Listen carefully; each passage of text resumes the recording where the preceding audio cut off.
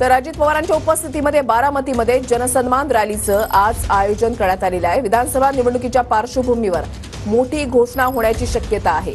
अजित पवार गटाचे सर्व आमदार, खासदार आणि पदाधिकारी हे यावेळेला उपस्थित राहतील। कुणाल जायकर आमचे प्रतिनिधी आमच्या सोबत आहेत, अधिक माहिती जाणून घेणार आहोत। कुणाल, आज अजित पवारांची मोठी रॅली जी आहे ती निघतीये, सभा सुद्धा होणार आहे, कशा पद्धतीने तयारी करण्यात आली आहे?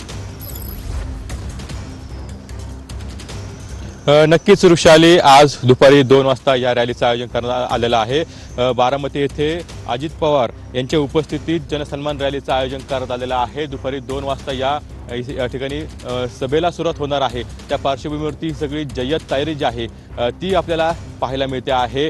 खरं तर आज अजित पवार काही घोषणा करणार का? विधानसभेच्या निवडणुका देखील आता पुढे आहे आणि त्या पार्श्वभूमीवरती अजित पवार काही घोषणा करणार का, याकडे सर्वांचं लक्ष लागलेलं आहे। त्या पार्श्वभूमीवरती आज ही सगळी रॅलीचं आयोजन जे आहे ते करण्यात आलेलं आहे आणि या रॅलीला विशेष म्हणजे सगळे राष्ट्रवादीचे जे आमदार, खासदार आहे ते उपस्थित राहणार आहे आणि दुपारी 2 वाजता या ठिकाणी ह्या रॅलीला जी आहे ती सुरुवात होणार आहे आणि सगळ्यांचं लक्ष जे आहे ते उपमुख्यमंत्री अजित पवारांच्या भाषणाकडे लागलेलं आहे। नक्कीच, धन्यवाद दिलेल्या सविस्तर माहितीसाठी।